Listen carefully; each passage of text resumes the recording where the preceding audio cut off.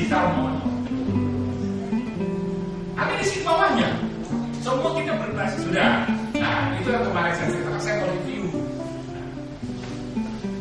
Ketika saya gambar atau video itu, saya tulis di situ new learning model. Titik dua, lesson learned dari mentoring dealer management. Kalau orang lihat seperti itu namanya stimulus. Kan ada proses terus, zero moment of truth, first moment of truth, second moment of truth. Kan itu 4 proses itu. Ketika dia 2 kali mengkonsumsi 2 kali, bahkan mau mengeluarkan uang untuk itu, namanya sudah experience. Momen kedua, kesan pertama, ketika dia namanya momen pertama, kesan pertama. Kesan kedua selanjutnya terserah Anda mau apa enggak kan gitu. Nah, di bawah kesan pertama itu adalah kesan ke-0, zero moment of truth. Zero moment of truth karena ada suatu stimulus. Nah, stimulus itu dilihat, biasanya kan dia pertimbangkan dengan output. Videonya, wah kuota saya habis. Ada pemikiran kan? Stimulus akan mengganggu pikiran kita. Tapi orang yang mengkonsumsi itu berarti berhasil menstimulus pikirannya. Berarti dia keinginan untuk membuka itu namanya zero moment of truth. Keinginan untuk membuka file itu.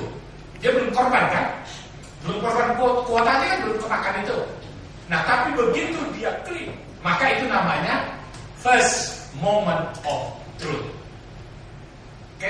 Dia ingin 2 kali, berarti dia sudah punya namanya experience. Itu namanya kesan kedua selanjutnya masalah Anda, itu sudah experience.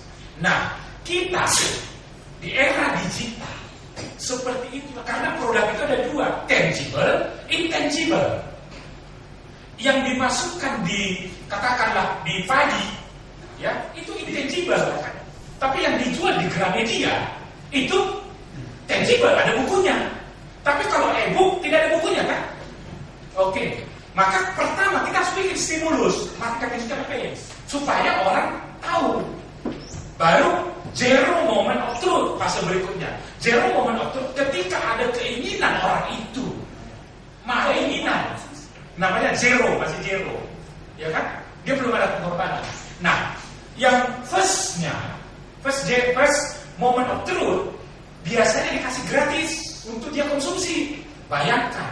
Baru yang kedua mau dia berkorban, dia punya experience. Rupanya makanan ini ya harus berkorban. Nah, ketika yang namanya experience, 2 sudah second moment of truth, supaya dia mendapatkan suatu manfaat, dia sudah menimbang-nimbang antara benefit dan cost yang dia keluarkan. Disitulah perusahaan itu baru mendapatkan uang. Kalau kita tidak berhasil membawa raja di era digital, tidak sampai ke second moment of truth, maka patut diduga akan tutup besok layanan itu.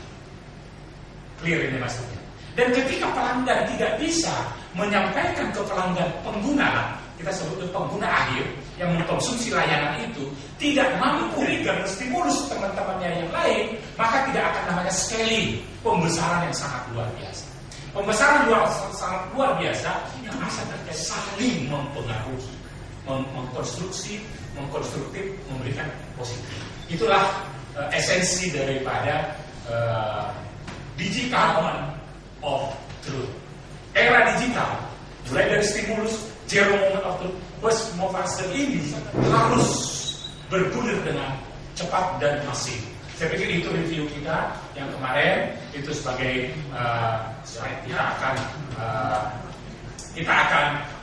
kawal, kita akan besar IndiHome, Indonesia Wi-Fi, ya, ini menjadi warisan yang dimana kita bisa kaya raya, kata Dirkon, ya, Telkom akan kaya raya, ada store-nya, di sana ada Jarvis-nya, di sana ada belanja.com, apa yang nggak punya, semua sudah tersedia. Ketika dia tidak sampai kepada second moment of truth. Tepuk tangan untuk kita semua.